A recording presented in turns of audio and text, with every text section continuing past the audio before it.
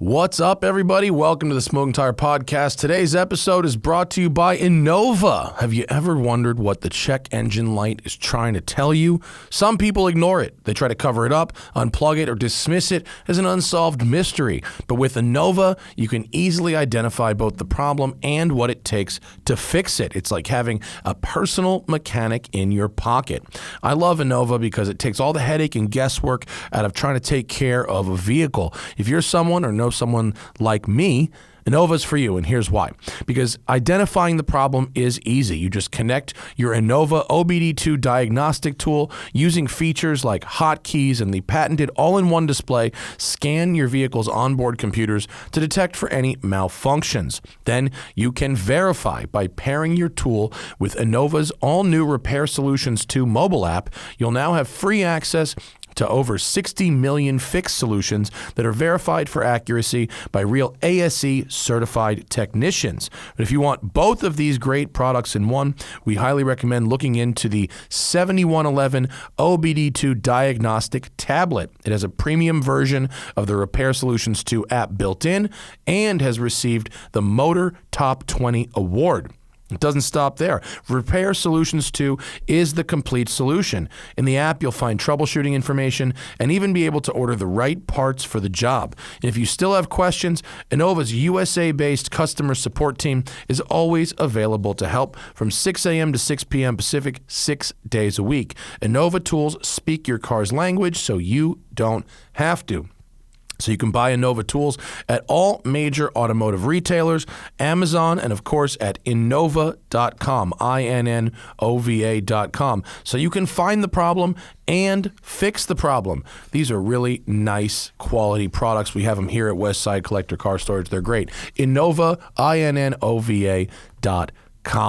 Now, speaking of taking care of things at your car, you know what watches your car when you're not watching your car? The Blackvue DR750X dash cam. I love these Blackvue dash cams because they give me the peace of mind that my car, day or night, is always protected. This dual-channel Blackvue dash cam comes with both front and rear cameras, so you can enjoy clear image quality day and night thanks to the full HD Sony Starvis image sensors at a wide 139-degree view angle. Blackvue's newest LTE dash cam is what you really need if you're considering a cloud-connected dash cam. The newest addition to the Blackvue dash cam lineup is connected by design with a built-in nano SIM card reader. This dash cam comes with a free Blackvue app allowing you to connect your dash cam directly or over the cloud, get impact notifications, download videos to your mobile device, watch live view, and more. But that's not all. Blackvue's new mobile hotspot function lets you turn your LTE dash cam into a Wi-Fi hotspot for up to 5 devices on the go, meaning you could be on a road trip with 4 of your friends and each of you could be connecting to the Wi-Fi hotspot on this Blackvue dash cam, so you're not using your data when you're out driving and just browsing stuff on the road. Of course, you wouldn't do those at the same time, right? You'd have to be a passenger and browsing stuff on the road. Pair your cloud-connected dash cam with a parking mode accessory for peace of mind when you're away from your car. And Blackvue automatically switches to parking mode to monitor your parked vehicle. Thanks to the video buffer, the few seconds leading to a triggering event, like an impact, are also recorded. When paired with Blackvue Cloud, parking mode lets your dash cam save event videos in the cloud in real time just as they happen. So even if someone were to break into your car and steal the dash cam itself, that would be saved in the cloud, so you could still get that video. So go to blackvue.com/TST. That's BLACKVUE, not VIEW, VUE, blackvue.com/TST, and use the promo code TIRE to get 10% off any Blackvue dash cam and free shipping for orders over $200. Now, these cameras are over $200, so that pretty much means free shipping for whatever you buy. Blackvue.com/TST, promo code TIRE, get you 10% off any Blackvue dash cam and free shipping for orders over $200.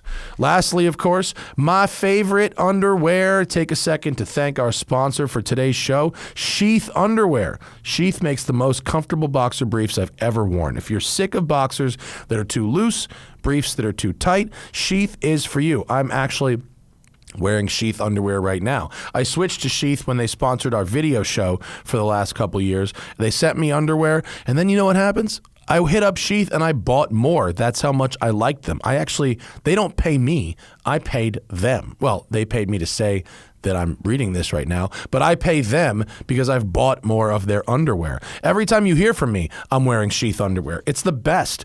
You got to get a pair. You get one pair, it's going to change your life. The most comfortable boxer briefs you will ever put on your body. Their stretchy fabric is made out of a moisture wicking technology, so they're super soft. They keep everything cool, keep everything comfortable, and keep everything in place. They're particularly useful for staying cool during the summer and while working out. The most unique thing about Sheath underwear is they've got these dual pouches that keep your man parts separated, keeps things from sticking together, keeps things right where they need to be. I was a little skeptical about the dual pouch thing, but let me tell you, it's a game changer. But if you're not into that idea, you don't have to use them. They're just kind of there, and you can wear them like a regular pair of underwear. These will be the most comfortable pair of boxer briefs you've ever worn in your whole life. Plus, they have brand new materials like bamboo and mesh for even more cooling comfort. If you've heard me talk about bamboo on the show, I am all about the bamboo status. I got bamboo sheets, I got bamboo shirts, and I got bamboo boxers. So go to sheathunderwear.com to get the most comfortable underwear you'll ever wear. And here's what the discount is. Code TIRE20. Code TIRE20 at sheathunderwear.com will get you 20% off your whole order at sheathunderwear.com. Promo code TIRE20. The best underwear you will ever wear. I swear it. Of course, if you're tired of listening to me read these ads, and I understand some people out there might be, they might not be into listening to advertising on our program, there is a way out. There is a side door. There is an exit plan. All you have to do is go to patreon.com/thesmokingtire. Become a patron. You can comment and watch our live streams. You can get the show immediately after it's recorded rather than waiting until Tuesday or Thursday. And of course, you have an ad-free listening experience available, whether you get the show on video or audio. That's available at patreon.com/thesmokingtire podcast. All right, folks, you guys asked for it, and now you have received it. We've got my father, Roger Farah, back in studio. He's come out to L.A. to visit his good old son, and we have taken your questions from the Patreon, and that is what's driving the show. We got some really great questions from people, and even though my dad is answering individual people's questions on this show, he gives business advice that I think can really relate for a lot of people in the general business world. So my father, Roger Farah, is here on the Smoking Tire Podcast. Anyway, here we are. This is the show. Better late than never for the folks waiting in the live chat. Sorry, Chase Bank really hosed us this morning. I did not know how long it would take to open a goddamn checking account, but wow, that was an ordeal. Boy, are they thorough. What's the term? The know your customer. Know your customer, which is code for watch out for money laundering. It was really you know, I've been watching that Dope Sick on Hulu, which is about the OxyContin. It's a dramatic reenactment of the OxyContin thing, and it moves very slow, like taking an OxyContin. It's time release. This is a time release series, but the catchphrases that they come up with, you know, like pain is the fifth vital sign, and individualize the dose. When they go, you know, we can make more money if the doctors didn't start with a 10 milligram. If they just started with a 20 or a 40 or even an 80, well, how would you get them to do that? Well, you tell them to individualize the dose. And they're really coming up with like these buzzwords. How did I get on a show about OxyContin? How did you get on it? You're not on it. You're just we're talking about the buzzwords that the bank is using. The anti-money. Read the book, The House of Pain, which is about that. Well, I think saga. that's what it's unbelievable. I think that's what this series is based on. That it's unbelievable. It's scary. Yeah. No, and when you have the facts of the case, acted out by Michael Keaton. It really sends it home, you know. So yeah, there it is. Last time you were here, I had a whole bunch of prepared questions that was basically from 39 years of growing up around you, and basically the response to that from our fans was, well, we want to ask some goddamn questions. Enough with your questions. Let's get some questions of our own. So this time around, we're pretty much throwing it exclusively to our fan questions, which come from the Patreon, patreon.com/The Smoking Tire Podcast, where you can get all kinds of bonuses. Zach said we got our 500th patron. We did. We've crested today. 500. What that means is, Dad, that they're our best fans. Great. They want to get the show early. They want to watch the show live, and they want to donate or fund the show directly, so they don't have to listen to me read ads, which is nice. It works out. That's great. Mm-hmm. Congratulations. So the questions for the old man come specifically from the Patreon, and we have vetted them for being the ones that we thought would make a good show. So we'll just dive straight in. Ryan Lorman says, what are the biggest mistakes that you see made when transitioning from an individual contributor to a people manager? Meaning what, an employee to management? Well, there are people who thrive and are really successful as an individual contributor, meaning they can do their job by themselves. They don't really interact with a lot of people, and they're superstars. Those people tend to get promoted thinking that skill will translate into now managing people yeah. to get it done. Yeah. And sometimes it does and sometimes it doesn't. What book? I read one. I think it was in the E-Myth, which is an entrepreneurship book that I read. It was recommended by John Stein, my brother-in-law, who is a successful entrepreneur himself, and he really recommended this book. And they talk, the terms that they use are technician and manager. So for instance, in my world, it might be an engine builder or a watchmaker that is a real genius with doing that, but they may not have the first clue how to manage a staff of 10 or 15 or 100 people. Who may not be as talented as they are. Right. And so the tendency is to want to jump in and either do their job or get frustrated with their inability to do it as well. Yeah. So what you really are migrating towards is training and development, and developing people to do the job as well as you could. Not everybody makes that transition successfully. The one thing I tried to do, which, I mean, granted I'm not you, but is I took the time and the effort and put my attention to detail and everything I know about dealing with collector cars in the operations manual. I didn't just open the doors. I wrote a 30-page operations manual that if you read it and study it carefully, you will have a direct shortcut to everything I spent 10 or 12 years learning about how to deal with sports cars and the people who own them. No, well, that was amazing. And I read that, and it was, shocking to me that you built that from just your experience and you did it right out of the box. But if you can't do that, which some people can't, it's also a question of how do you coach somebody who's not following it, who needs extra time and attention? How do you listen to their issues and turn that into positive reinforcement as opposed to criticism? It's almost like sports where the great superstars tend not to be great coaches because they have expectations that players can do things that they could do, but they can't do it. Yeah. So Magic Johnson or others that were great all-time players turned out to be not such good coaches because they couldn't manage the team when they used to be able to just do it alone. So it's a tricky transition. Not everybody makes it.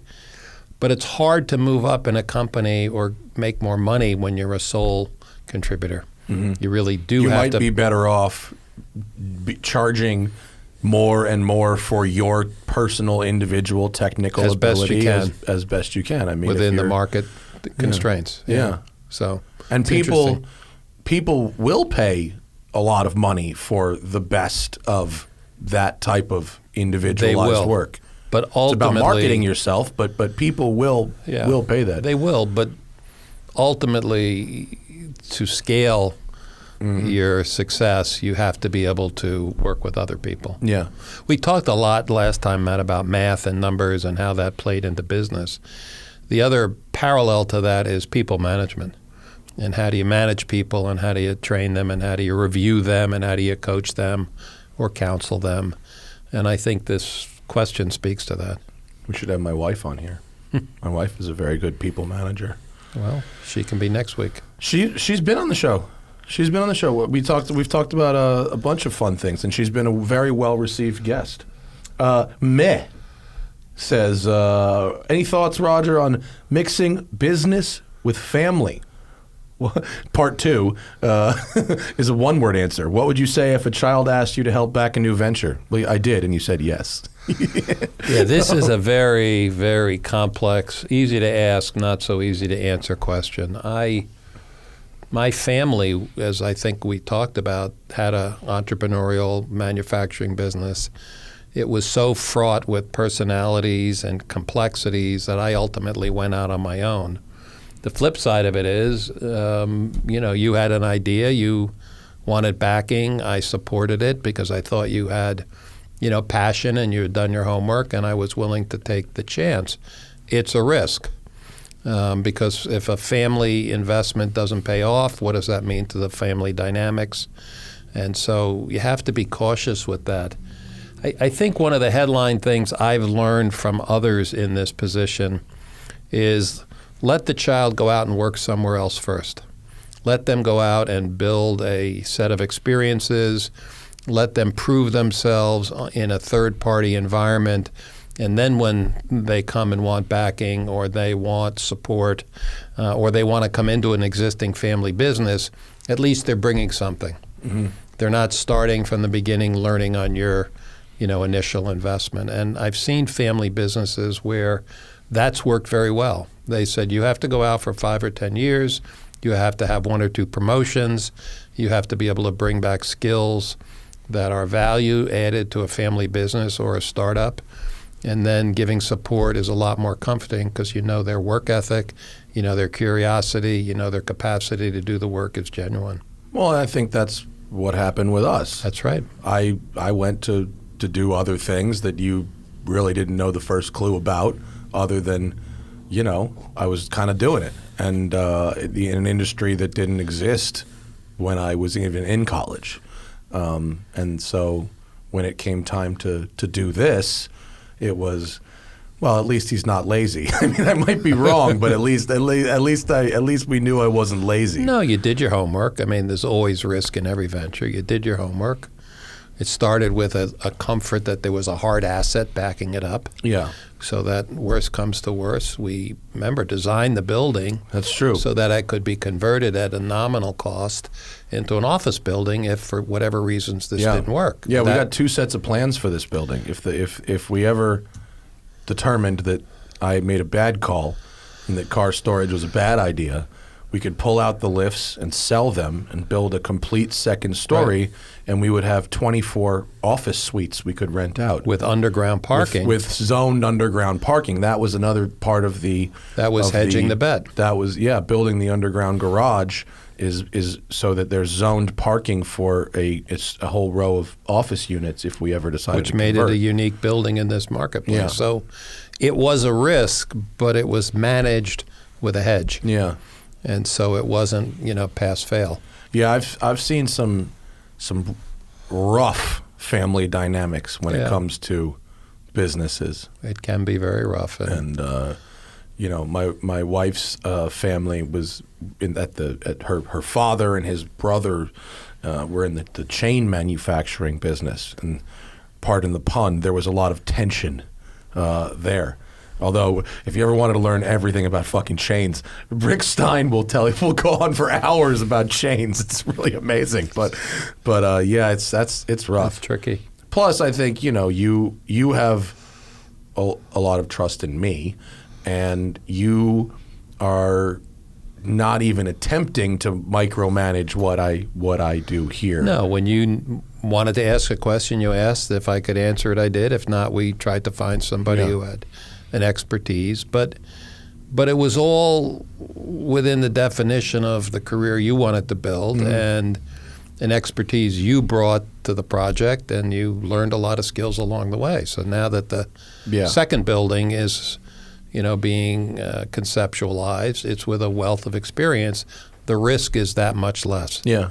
So you're managing all your investments, whether it's with family or else. What's the upside, and how do you protect against the downside? Yeah. Dan Manion, what do you turn to inspire creative ideas? Music, outdoors, a particular book or documentary? It's a good question as well. I get inspiration from movies, from travel. I've done a lot of global travel. You see other cultures, other parts of the world. And I think you learn and you try to extract things that can be helpful to you. I get inspired by what people. What type of because you're a numbers guy and a people manager, and you've worked in fashion but never really on the design side of the business. So what aspects of your career have really involved creativity besides moving numbers around? Well, architecture, store designs. I've built thousands and thousands of stores all over the world, some very expensive and one-off architecture. Some are cookie cutters that are more about the real estate location and the cookie cutter you put in place. I've approved marketing and advertising campaigns. I've approved products all through my career, and it's with an eye towards what's going to resonate with the customer, but how do you lead them to what's next as opposed to copy what's gone on in the past. But you don't want to get so far ahead of the customer that they can't relate. Yeah. So you want to lead them to where you want them to go, where they get stimulated in interest, because for the most part, I've been dealing with non-essential merchandise. Right. You Luxury don't need goods. luxury, but you don't need another ring or sweater or tie. So how do you build a marketing campaign? You also, not everybody has a black label or purple label cashmere sweater, but I would bet there's a pretty good chunk of the population that owns one Ralph Lauren T-shirt or a pair of boxer shorts or something. Well, the way Ralph was architected is there were entry-level products that you could buy a piece of the dream by buying a T-shirt. You could live in that ad with a T-shirt, a pair of socks, whatever, even if you couldn't afford the top. But even, Foot Locker, where you're selling athletic shoes, you have to create a demand that goes beyond function. And so it's marrying function and form, and it's cars.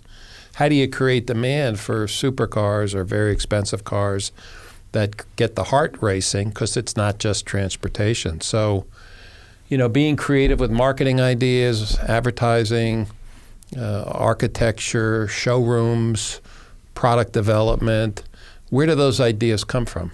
And how do you extract from what your everyday life puts in front of you? Books, magazines, But for you, it was movies. going to those places and visiting stores and watching customers. You really learn a lot by watching customers, how they react when they go in a store, meaning, in the United States, when people go into a store, almost invariably they go to the right. Yeah. Believe it or not, in England, they go to the left. Oh, really? Because of the way they drive. Oh, is that really why? So you set By the way, your if you're running stores up. from the cops, always turn left. Because the cops turn right, too. Alex Roy rule. Always go left. So there you go. It applies even in running from the police. But, yeah. So what do the customers gravitate to? If you only look at what was selling, you missed where they went to first and didn't buy and why. And so, very few things are purely based on numbers. Numbers are added to a visual, an inspiration, an idea, and I think you get stimulated by the world around you, and you got to get out of your office. Yeah. You got to get out into the world. You got to watch people. You got to, invest in travel. So do you think a data-based work from home, shop from home economy is really going to be missing that? Or do you think that the brand building on social media is making up for it?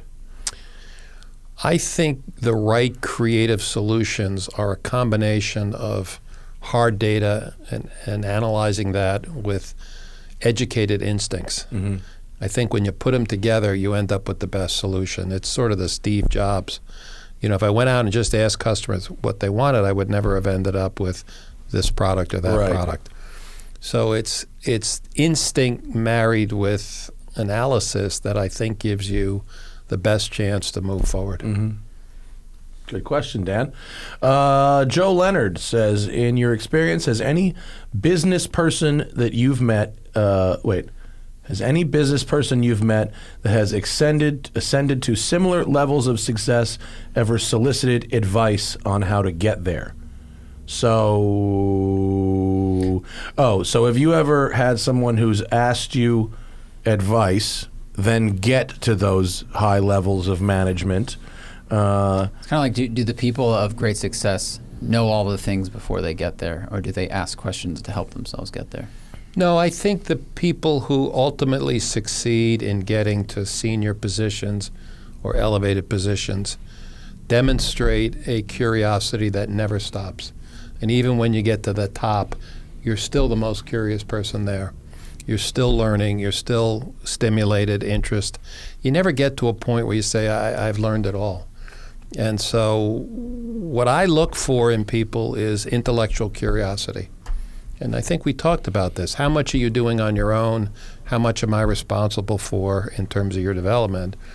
But I think, people who are successful are perennially curious. Now, you get to be a CEO. There's a lot of clubs where there are other CEOs. There are organizations that bring CEOs together. And I've been in some of those where the top 50 CEOs in America get together.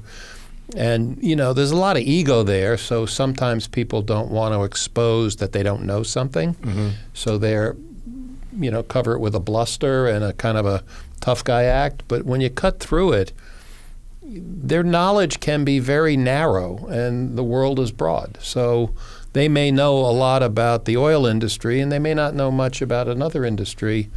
So the best ones that I've come across or interacted with, and the way I try to act, is to be curious about what I don't know, not smug about what I do know. Whenever you talk to me about taking a new job or a new advisory position or a new board seat, the first thing you usually say is, well, it's an industry I'd like to learn about. Right. That's even more so than, well, they're going to pay me a lot of money, or the board meetings are in Carmel or whatever it is. It's I don't know anything about the pharmacy business, and they're offering me this chance to learn. When I joined the Aetna healthcare business in 2008 as a board member, I knew broadly about business, and I knew broadly about public companies and governance, and I ran the compensation committee. Those are kind of standard.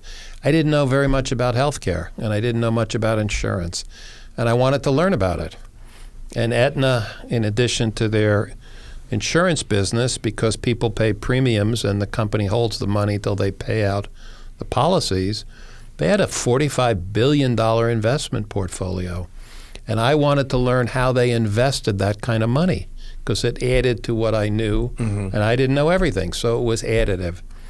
So I knew I could make a contribution on a certain level, but there was a whole world that I wanted to learn more about. When Aetna got bought by CVS, and I then became a board member there, then it became pharmacy, it became, other subjects that broadened my knowledge of healthcare, and I found that interesting and stimulating. Do you find the opposite sometimes, where people get put on these boards for a reason and they don't really want to learn, and they have that very specific knowledge base, but maybe that doesn't really apply? Yes. And you go, not that you need to throw anybody under the bus, but you go, wow, this person's really not helpful at all here. Correct. And in many cases, people get on boards for different reasons, and they don't add a lot of value, and that becomes a problem because they're not major contributors, and they haven't taken the time to learn, and they're not curious, or they're not board appropriate, which means the way you ask questions in a board setting is different than if you're the manager.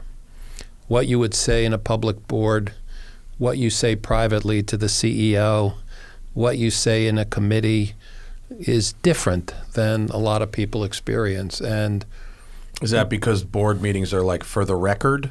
And the investors then have to read the transcript or whatever? No, it's more about what's the level of detail a board member should be involved in versus management. What's the level of advice and guidance you're giving versus active management? And some people get confused about that. And so, you can learn it, but you got to be inquisitive. You got to be willing to spend the time to learn. Good one. Josh says, any advice on taking a leadership role as a company outsider?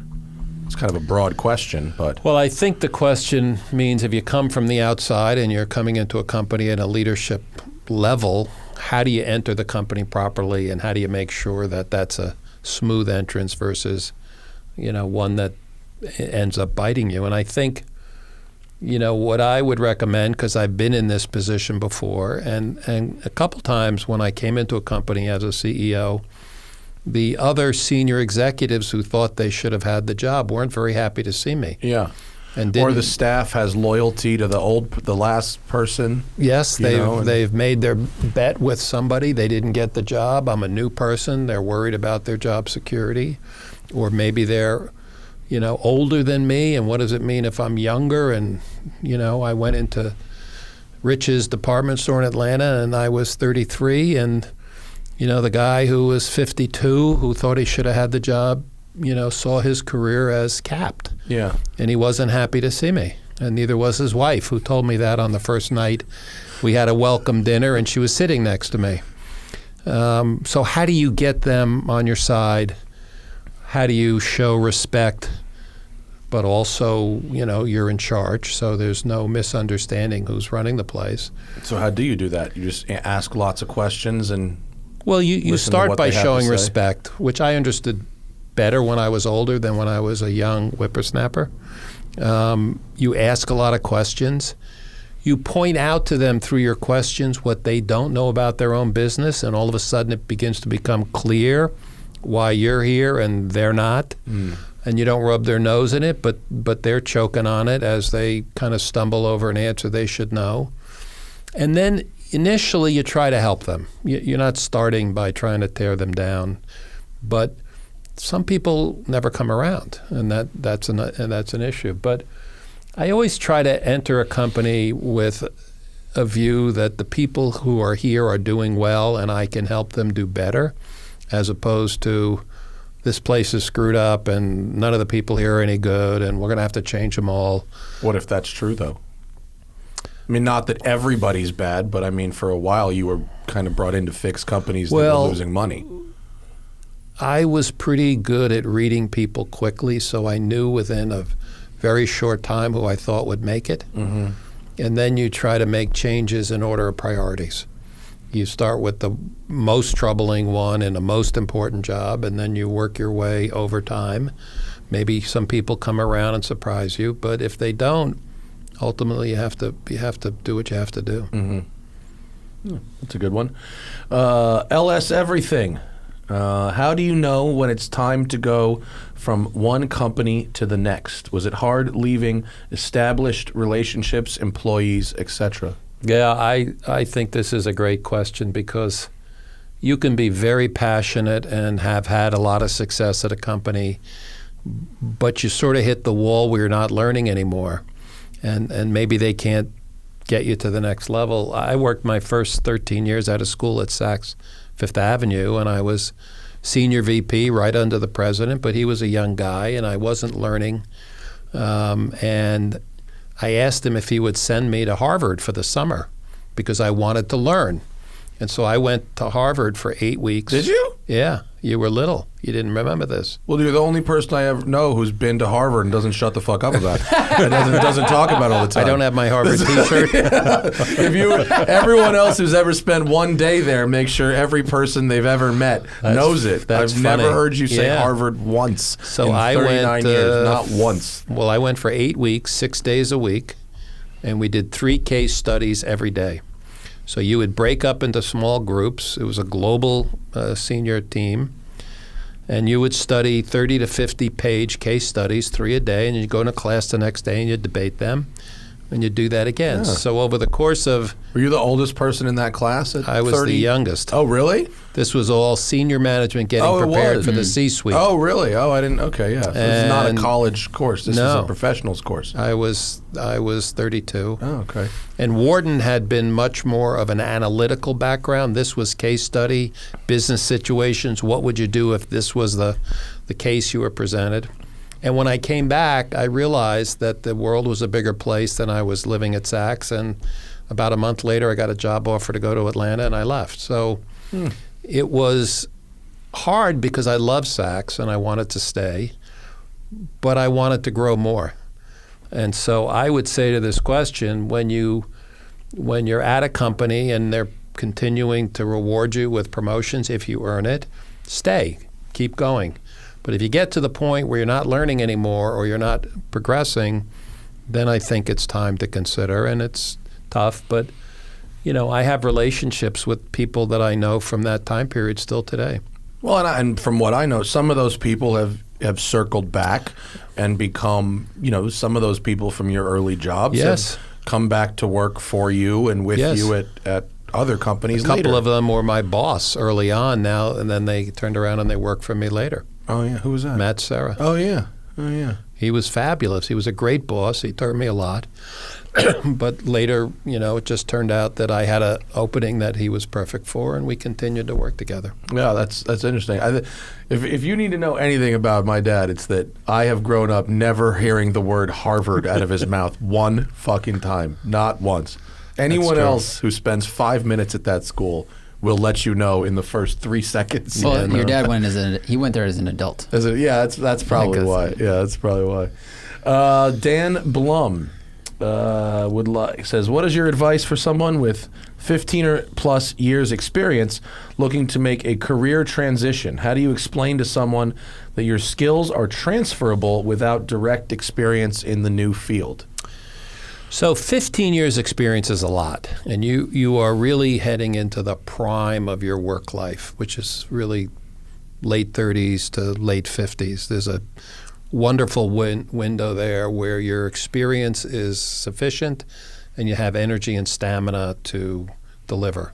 And, sounds like Dan is right in that sweet spot of experience. There are skills that are very transferable, and those skills can apply to any industry. And then there are those that Math, management. managing people, global operations, math skills, sales, and we could go down the list. And then there are some that are very, very specific, and you wouldn't want me trying to learn on the job to perform brain surgery, would you? But I believe if you've got those skills, you could go into hospital management, you could go into automotive management. Yeah, well, we've had automotive CEOs. Was it Alan Mulally from Right. Ford came from Boeing? Right. And on the surface, like, what does building planes have to do with building and selling cars? Direct to consumers But it's supply chain, yeah. it's managing people, it's finance, it's HR. So it's about how you write your resume and present yourself, and also actually finding that right fit. Yeah, and I would say if you're looking to transition after 15 years and you have transferable skills, then try to find an industry you love, because you will be, again, moving right into the sweet spot of your career, and at that point, your transferable skills in an industry you love should provide a wonderful livelihood for a long time. Yeah, and you probably wouldn't want to make another transition 5 or 6 years after that unless you had to. You do that and people start wondering. They Yeah. look at your resume and they say, I don't quite get what's going on here. You do it the right time once, and then people say, I get it. Yeah, you say, well, I've gotten to the end of my learning in this, and I'd like Right. to do what I really love now, something like that. Yeah, and I had, a similar experience when I was in my late 30s, and I had a long career in retail at that point, and I talked to other companies, hospitality companies, Pepsi and others wanted to recruit me, and I was at a point whether do I move out of the industry I know and I'm known, and can I transfer my skills into something else, and would that be interesting or not? So I totally get what Dan's looking at, and I think I think it's the right time for him to be considering that. My wife, Hannah, 15 years experience doing research in the toy industry. She worked at Hasbro, she worked at Mattel, expert in her field, widely regarded.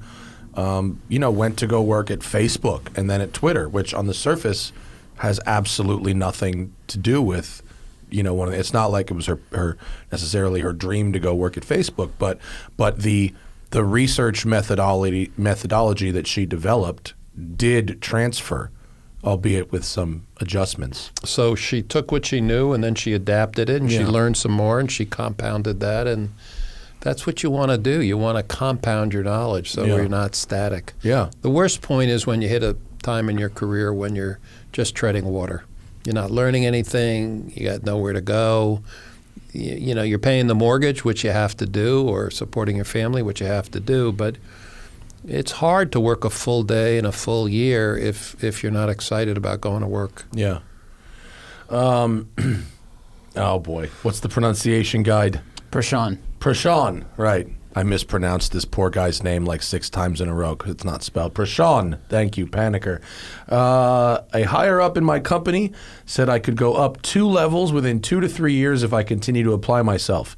This is my first post-undergrad job. How far before the end of my first year do I initiate another conversation with him, and how do I ask? I think what I would suggest is a broad answer. I think you're entitled to have a conversation every year. How am I doing? Isn't that something the boss should initiate as well? I mean, I think that's right, but not everybody does that because bosses tend to avoid those conversations if they can. Yeah, I did it here. It was weird, but I did it here with like valets, right? And I think that you are within your rights, particularly if your boss has said you've got upward mobility. If you apply yourself, you need to step inside that and say, how am I doing? What do I need to work on? How's the quality of my work? Is there anything extra I could be doing on the outside that would enhance my preparedness for the next level? Such as Harvard. Well, Harvard, and you get a T-shirt, and you get a mug. But I've never seen the T-shirt either. The truth is, it was a great experience for me. But I initiated that. I went to them and said, I've researched these programs. Would you send me to Harvard? They didn't. Was there any pushback? No. They said it was like, yep, sure, sounds good. No, they said, we think that would be great for you. Might not be good for everybody, but I think it would be great for you. Now, they had to let me not be at work for 2 months because, it's a 6 days a week program. And then meanwhile, you left the company. A month later, I did. Shortly after that, so I saw a bigger world. It was not a great bet for them, unfortunately. They came out on the short end of it. It was a good bet for you, but not for Saks Fifth Avenue. Right. Yeah. But I think you are within your rights to, 9, 10, 12 months later, go back and say, how am I doing? What else should I be doing? I want to be prepared for the next step. That's a good answer. Nate says, I've been in medical sales for 10 years and have lost my passion for it. How do you know when it's time to switch careers? I feel like we've already covered this with other questions. It sounds like it might be time to switch careers. Yeah, it does sound like that. I would ask the question back, which is, are you tired of the medical field or you're tired of sales? Mm-hmm. If you don't want to be in sales, then going to another industry in sales is probably not going to work. If you like the medical industry, then there are other avenues that you can, apply yourself to. But hospital management or something like that, or whatever. Hospital management or another aspect, depending on your qualifications within the medical field. It's a pretty big field, and it's a huge part of the country's economic engine, so there are a lot of ways to get into it. But if you don't want to be in medicine anymore and you don't want to be in sales, then you're going to have to pivot pretty hard. Yeah. Part 2, is there a career in cars that pays just as well? I get asked about this shit all the time, and I try to give the best answer I can, which is that cars, like medicine, is an enormous industry. It's a huge part of our country's economy, whether it's as simple as selling cars, servicing cars, the transportation and logistics business, the media business, the the aftermarket, the events business. There's a lot of different angles to quote cars. And a lot of them require completely different skill sets. So when you say, is there a job in cars that pays very well? Well, sure there is. Jim Farley makes a lot of money running Ford, and people who do PR and run those PR programs, they do okay, and some of them get to drive dope demo cars, around, and there's a lot of businesses that are jobs that I would call solidly middle class in the cars industry, but where people are very passionate about what they're doing.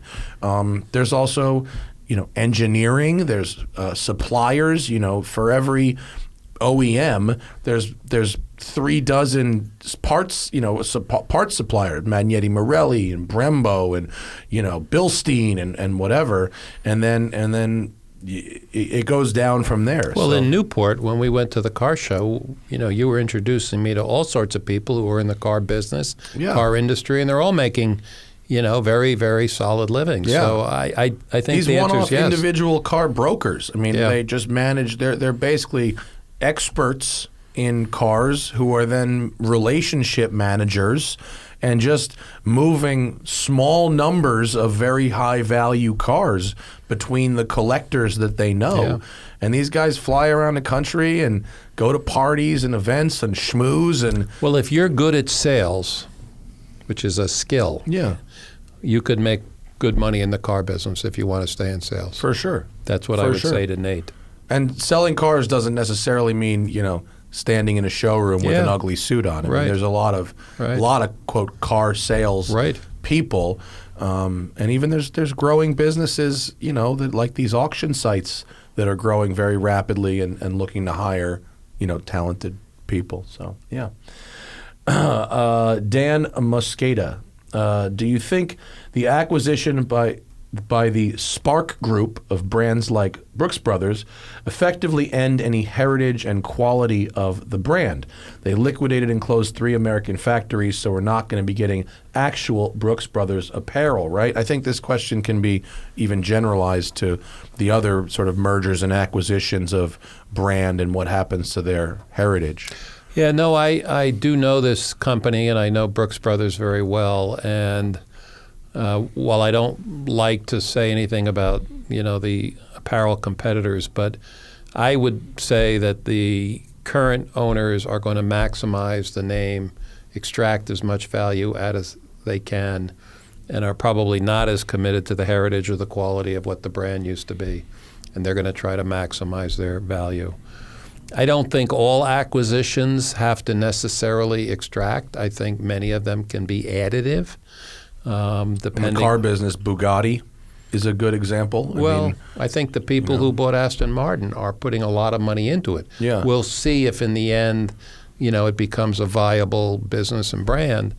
But there are a lot of people who buy businesses and buy them knowingly they're going to be adding a lot of capital and a lot of resource, and the payoff may be many years out. There are other acquisitions that are taking heritage and stripping value and maximizing the short-term returns, and at the end of the day may discard the brand as a shell of itself. So each one of these scenarios is a little different. In general, though, is if you buy a brand and you close down factories that have been operating for many years and move it all offshore or whatever, I mean, does that? Are you still buying the brand? Are you just buying a label on a whatever? This, by the way, is the plot of Tommy Boy. In case anyone's wondering, this is literally the plot of the movie Tommy Boy. I just want the label, son.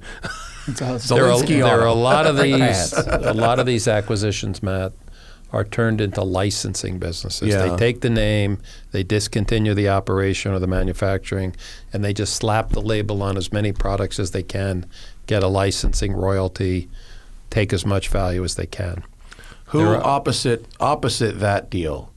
Who in the fashion business is doing a really good job of maintaining that brand heritage?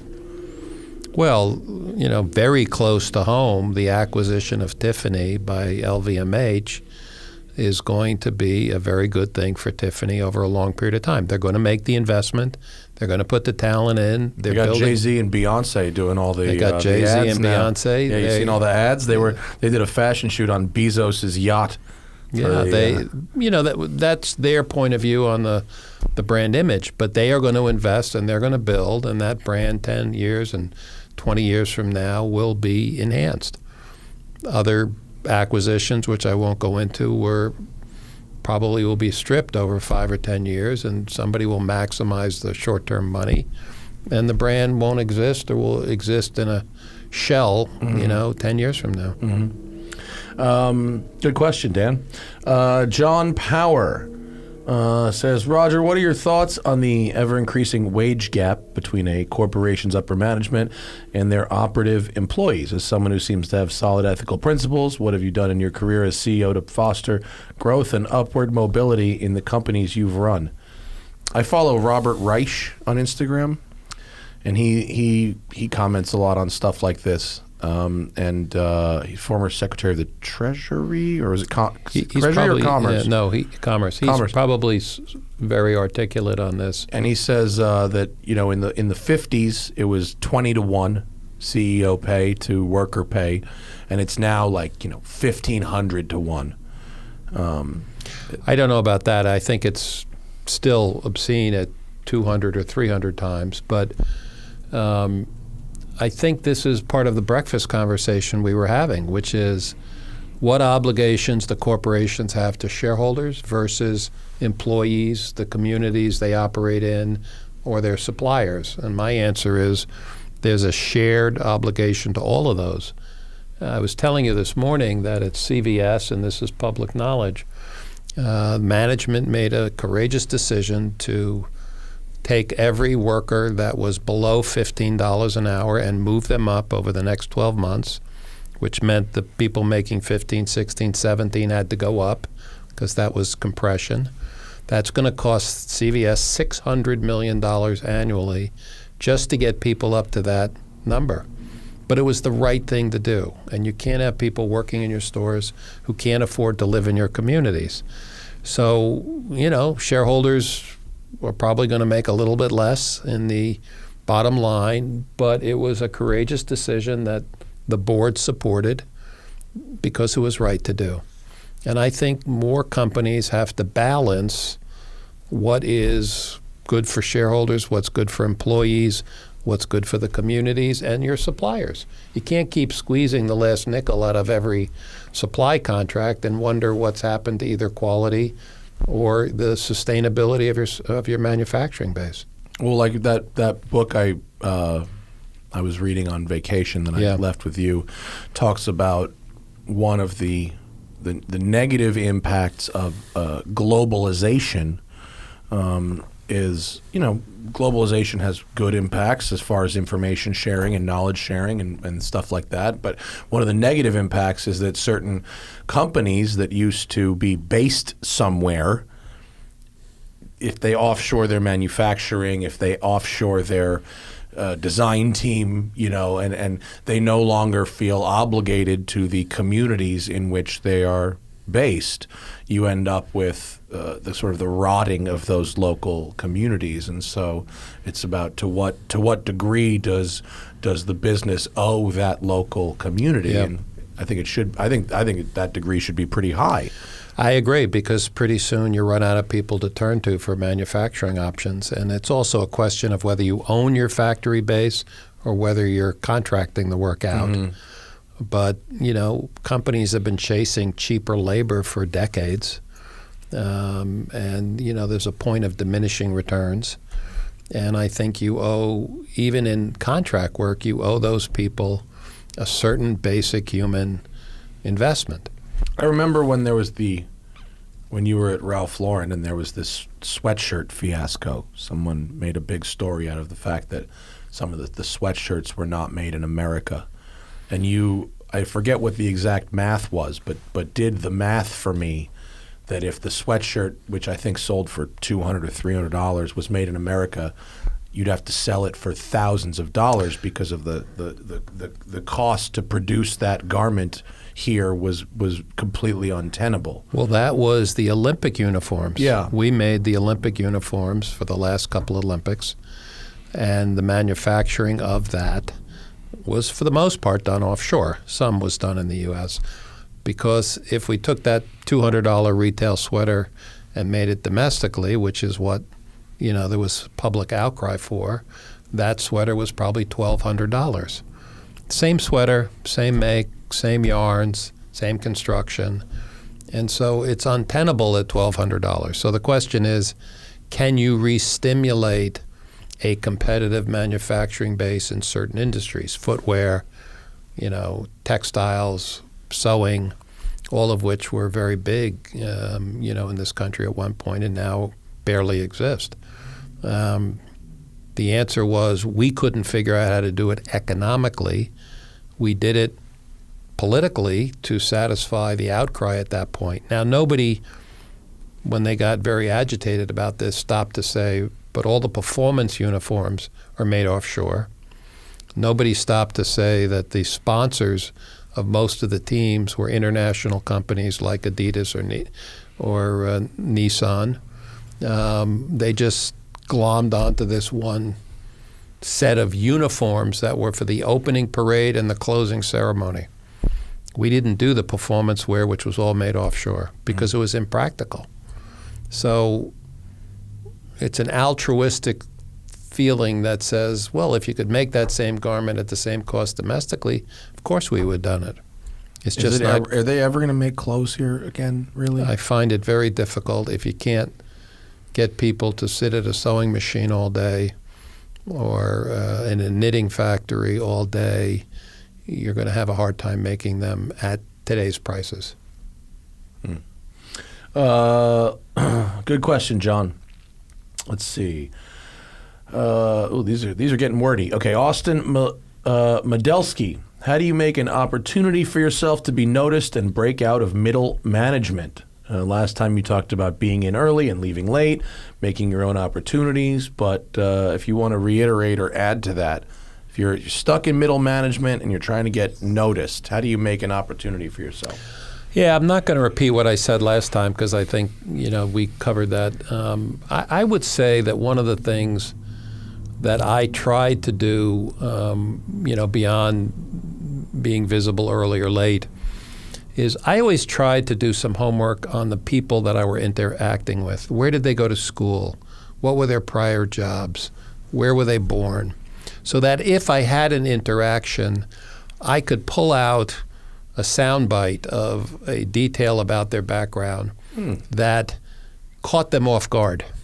And with stuff like LinkedIn and social media, that you should be able to find it easier. And so they realize quickly that you've shown some initiative to learn something about them, not just have they taken the time to learn something about me. And even when I'm taking a meeting with people who are outside the company, I do the same thing. I want to know where they went to school. I want to know what prior jobs they had. And I use that in a conversation that shows interest. I've demonstrated an interest above and beyond you just coming in and saying, you're Matt Farah, and I'm here to talk to you about X, Y, and Z. And I think if Austin coupled that with, perhaps finding ways to be visible in again, we're doing a lot of stuff on Zoom, but hopefully that won't go on forever. I think that level of extra effort will distinguish him from a similar employee that hopefully will get him a leg up when there's a chance for promotion. Good question. Alante Diamante. That's a combination of two not great cars. Yeah. General thoughts on taking a shot as an entrepreneur versus stability from permanent employment. 20 years in industry. Great. What's FTE mean, Dad? Full-time equivalent. Oh, right. Yeah. Great FTE job. Have recently developed software within my industry that's been a big hit, and I own the rights to it. Considering leaving the FTE world once this job runs its course and attempting to scale the software as a business. Wife has a great job. We have no debt. Boy, that's a wonderful choice that you've got in front of you, and I would say take your shot. If you really believe you've got the skills and the tenacity, and you don't need the big infrastructure to be successful, take your shot. Because if you have those skills and you take your shot and it doesn't work, you can always go back to a stable environment. If you went back to a stable environment, having taken the shot and it didn't work out, and they say, well, where were you for the last 2 years?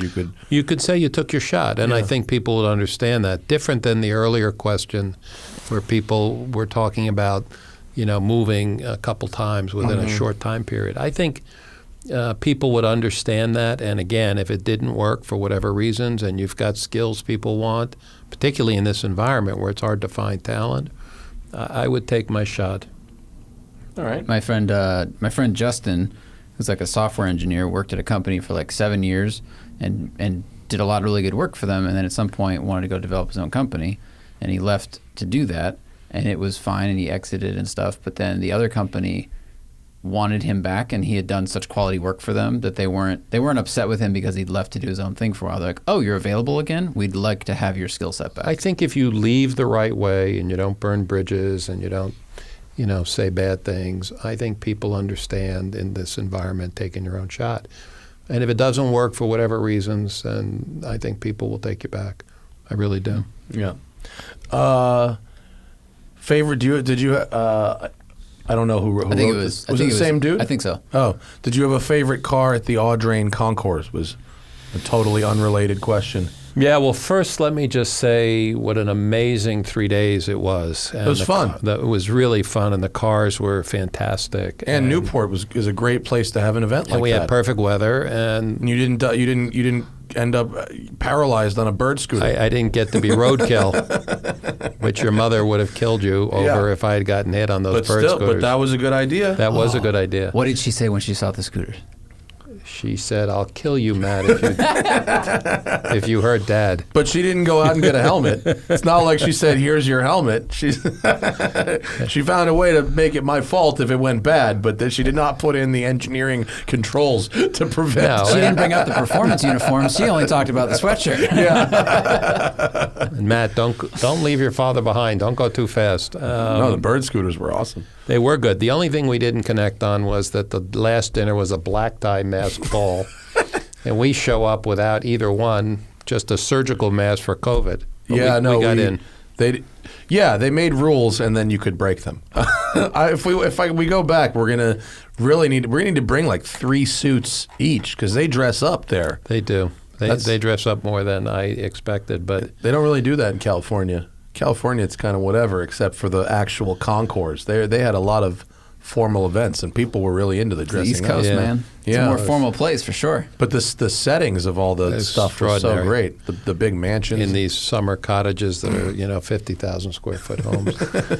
It was great. I have to say there were so many I couldn't pick out one, but my favorite all-time car is the James Bond. Oh yeah, Aston Martin DB5 is that what it is? Yeah. Which we're going to go check out today at the Peterson Museum. We're going to go check that out later. Amazing. There was a really nice green over tan, immaculately restored DB5 in the. It was gorgeous in the show. Are James Hetfield's cars still at Peterson right now? I don't know. Okay, we'll see. His cars are amazing too. Yeah, but there was a real Pebble Beach quality cars at the Audrain. It was great. Let's see. Nathan Jenkins. Roger's been successful in the corporate world. I'm currently experiencing success as an entrepreneur and small business owner. Not on the same level, of course. Would love to hear you guys discuss similarities, differences, common themes, areas of overlap. Making more than you spend. I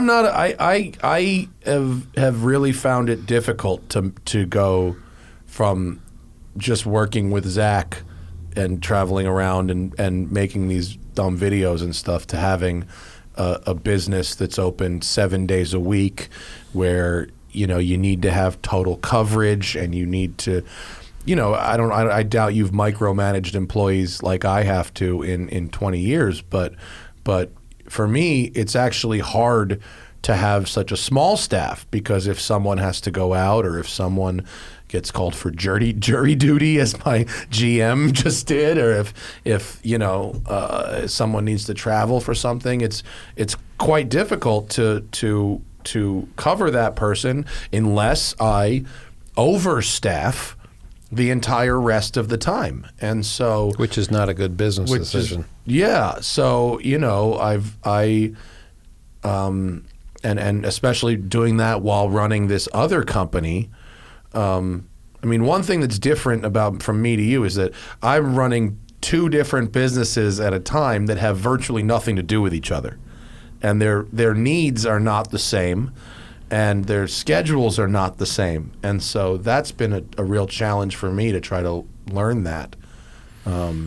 Whereas you're more on this top of the pyramid kind of thing. Yeah, no, there's no doubt that when you're a small business owner and entrepreneur, you have to do more hands-on stuff. You got to cover when somebody's out. You got to, you got to be into a level of detail and specificity. Yeah. Even building this building, and I said earlier, I built thousands of stores all over the world, but then we, got into the soil sample, and we had to burn the soil they dug up for the foundation. Oh yeah. Remember those the are things, tilling the soil for 5 days? I never had experience doing that, and I didn't have any fast answers as to what to do. I think when you're your own boss, you got to worry about everything. You can't turn to a high-powered CFO and give them some direction and they can take it and run. You can't turn to a high-powered HR person and say, you deal with this. But, and we talked about this before, you could spend a tremendous amount of time having to justify and explain yourself.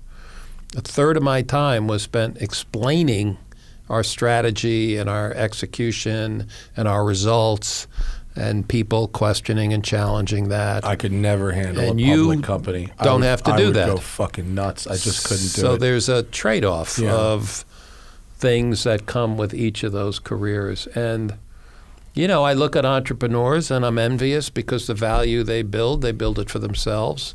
The value I built for the shareholders. On the other hand, in most situations, I wasn't worried about paying the bills on Friday. Mm-hmm. I didn't literally, have to do that. Although there were companies, I would get a nightly cash flow. What came in, what went out, how much do we have? I imagine the company has to be in pretty bad shape for you to be doing yes, that. and they were.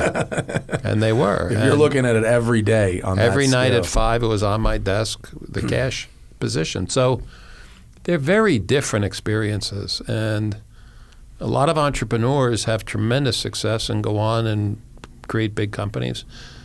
More of them get stalled out at a certain level. They can't go beyond it because it's a different skill set. Mm-hmm. So I think they're very different experiences. But as one could probably imagine, he's been very, very helpful in helping me set up my pricing structure and figuring out how to staff people, for a 7-day-a-week coverage, and how to do cost analysis and shit that I've never even considered.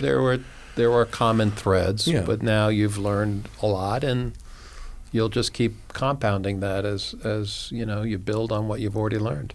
Thomas Hawes, how do you find your chill? Have you found any techniques for going into a volatile situation as the calm one in the room? Oh, I like that, Thomas. Bring the mic a little closer if you're going to lean back. Oh, sorry. Right? Zach, could you use a little I would Okay. answer this with a single thought, which is I try to be over-prepared. I try to know more about the subject that's going to be discussed or the people in the room. I want to know as much background, enough history as I possibly can. And if I'm over-prepared, then I can go into the room calm because I'm not going to be blindsided by a question or a subject I haven't thought about, I haven't prepared for.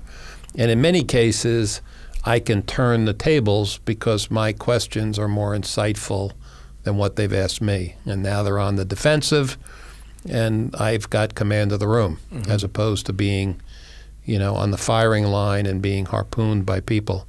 When I went up to see Fidelity, which is one of the biggest investment management companies, and they want you to talk about your company, and they have 20 people sitting around an arced table, and you're sitting alone, and they're firing questions one at a time, and you're barely halfway through your answer, and the next guy's already asking a question, or a guy barges into the room and says, I just have one question, and then leaves, you can quickly lose control of the situation. Mm-hmm. So my experiences there are is if you know your subject matter better than they do, and you know a lot about their issues, you can be calm and you can be cool and you can diffuse people who sometimes use emotion as a bullying technique. Yeah. Because they're noisy and angry, they think they can bully you. And I just try to get quieter and quieter. Do you think those last-minute room barge-ins were planned? Was it like Tom, 12 minutes into the meeting, storm in and say you have one question to like throw you off? No, you know what I think it is? It's a symbol that my time is more valuable than your time. Mm. So it's an attempt at messaging. I've only got 2 minutes to ask you a question. You can sit there for the next 2 hours. My question's more important. And wait, so why were you at this bank trying to get them to invest, or are they're already a shareholder and so they have a right to your time, or how did you end up in the middle of the Generally, circle? they're big shareholders and they wanted an annual or a quarterly meeting. Maybe they had sold down. They want to hear something that would make them buy back more. But the best thing I could do was show that I was in command of what I was there for, and that not letting that person disrupt me or throw me off or get me frazzled, I think was an important messaging as well as what I was saying. But it's not easy if you have more than one emotional person in the room, because they feed off each other. Mm. So you try to calm down and isolate people in that conversation, and you put this guy in his place by the completeness of your answer. And you might even say, well, that's a good question, but let me tell you the question you really should be asking me. Mm-hmm. And your answer to that is more complete than his question. He shuts up pretty quickly. Now you got him out of the way. Then you go to the next noisy person, and you can say, I hear what you're asking me, but I see that you've already invested in the past in this company. How do you feel about those questions about that company you've already invested? Because if I've done my homework, I know what else they own. If I don't know that, I can't turn the question and play it back to them with a twist. How big of a position does someone like that have to have in a company to demand hours of your time every year? Fidelity is and I'm just using that as an example. No, this is a general They could question. own 5, 6, 7% of the company. Well, that's significant. That's yeah. significant. Yeah. Okay.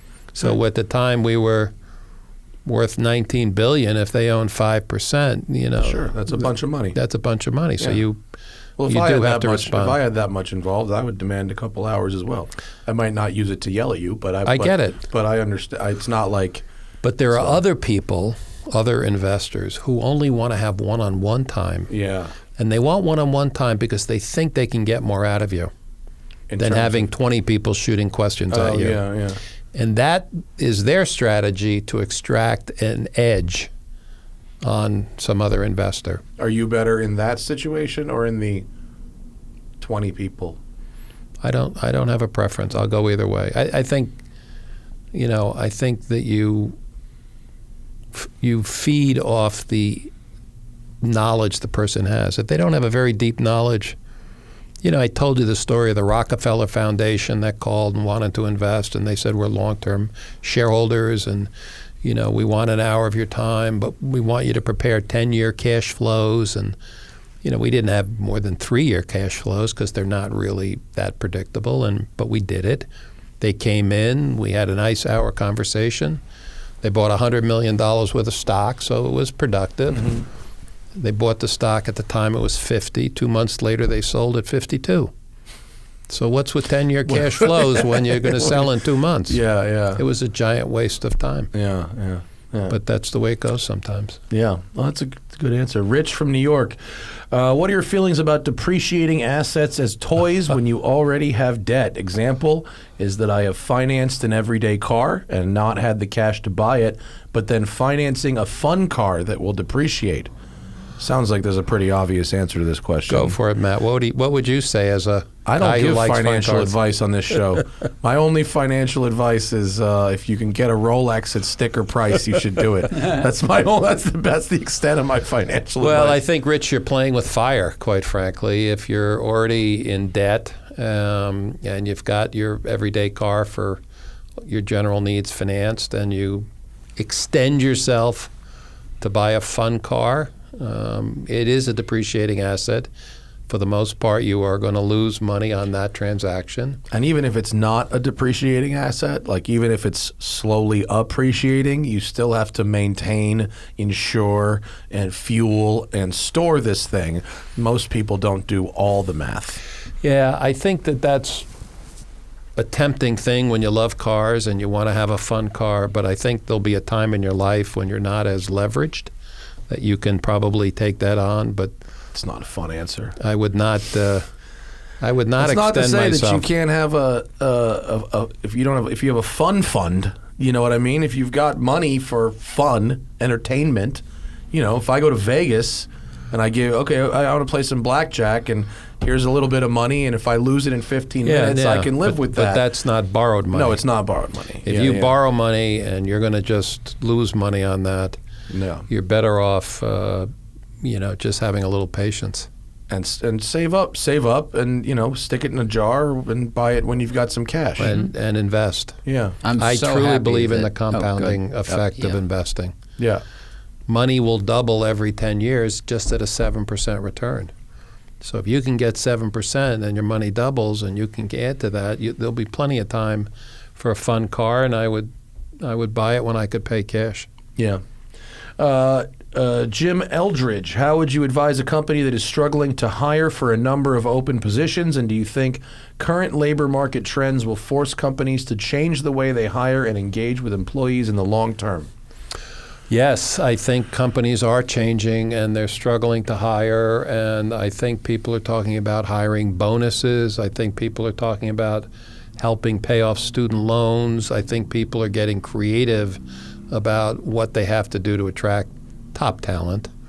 Many industries today are struggling with labor at all levels, and so wages are going up. The offset is inflation's going up. So the actual benefit to the employee is hard to calculate, but less than it sounds. But I think if you start paying off student loans and you start helping people with education and you start raising wages, I think you'll be able to get the people you want.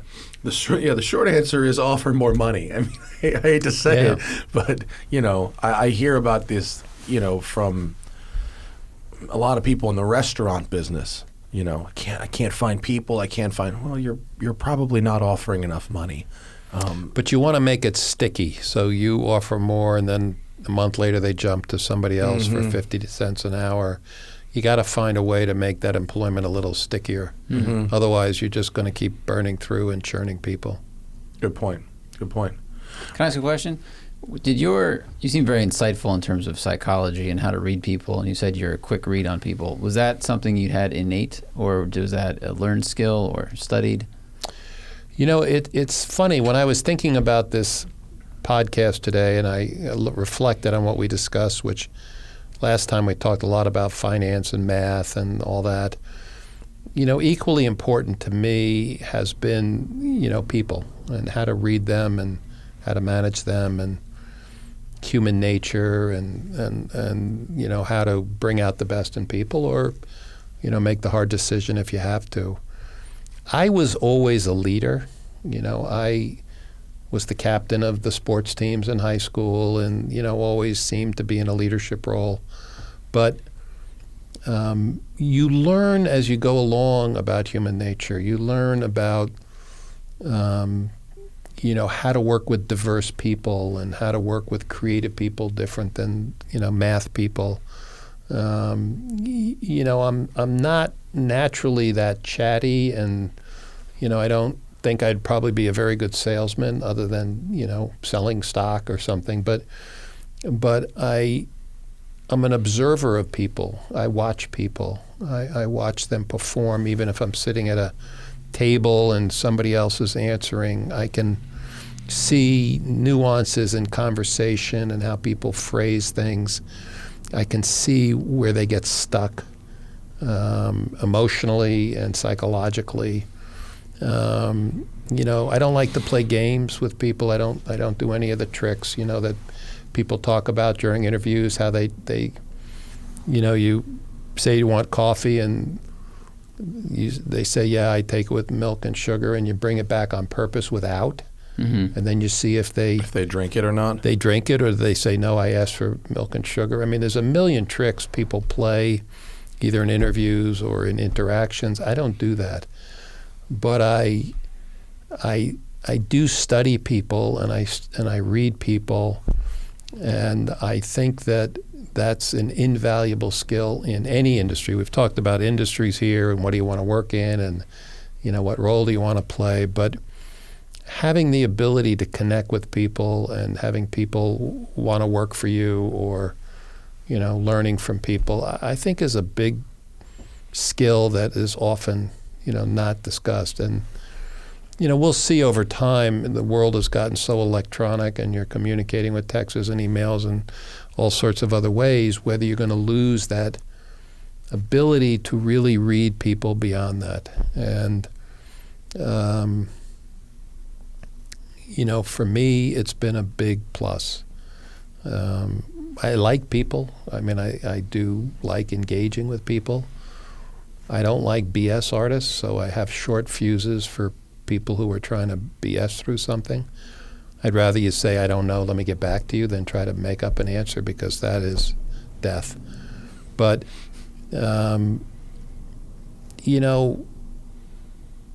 when you travel the world and you realize there are differences in Japan or Korea or France or Italy, and, the culture and the behavior of people can dictate adjustments that can't just be the way of the American, or do you go to Russia or you go to any of these places, you learn to be agile in terms of how you deal with people and how you accommodate. And, I was always willing to make room for talented people, even if they had some behavioral thing that I didn't really like, as long as they were honest.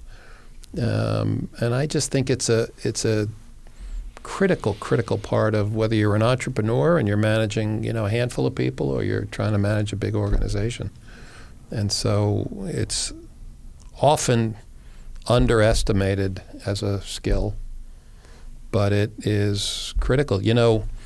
When we would run a calendar in any of my companies, you would start with the strategy and then you'd build the budgets, which would take several months. But we would then follow it up with 2 or 3 months of organizational development discussions, meaning, do we have the people in the right jobs to deliver this strategy? And we would go through the top 200 or 300 people in great detail. What does Matt need to develop? What are the things we can do to help him get to the next level? Should we cross-pollinate him in another area where he can learn and put Zach in that job? We would spend months on that, individually thinking about individuals so their development was such that when we had the next opening, they were ready. Aren't many people who do that, would spend literally 2 or 3 months doing that every year. And so you have to be willing to make the time that will pay off for you down the road. And I think back to this question of hiring, I don't remember losing anybody in jobs that I wanted because they felt that we were invested in their development. There are other companies where people leave because they just don't think you care, or they're going to make an investment. And again, not all of them could advance, but it was an important priority, and I still think it is today. So that's our show, folks. Okay, great. Thanks Matt. Thanks, Pops. Zach, appreciate it. Yeah. Good show. You can follow Roger nowhere. He does not exist. He is fully analog. His flip phone status. Are we doing a show tomorrow, Zach? No, we're not doing a show tomorrow. Tomorrow I'm doing the session with Christian James Hand in here. What is our next show? Monday? Mm-hmm. We got a crew show on Monday? Or we got a guest on Monday? I think we have a crew show. A crew show on Monday. So there were some car questions that came in today as part of this one. We will get to those on our next crew show, I promise. Thank you to the Patreon members who asked questions. They were very, very thoughtful. And if your question if we didn't make it, it was because it was offensive and wrong. No, it was for reasons that don't need to be discussed. And there was a lot of overlap as well. And so, thank you to everybody for listening. We're gonna go to the Peterson, look at some James Bond shit. Yeah, that'll be cool. Let's do it. Yeah, we've left Mom at home. We got to go get her. We got to pick her up. All right, that's all for our show today. See you guys later. Thanks for listening. Bye.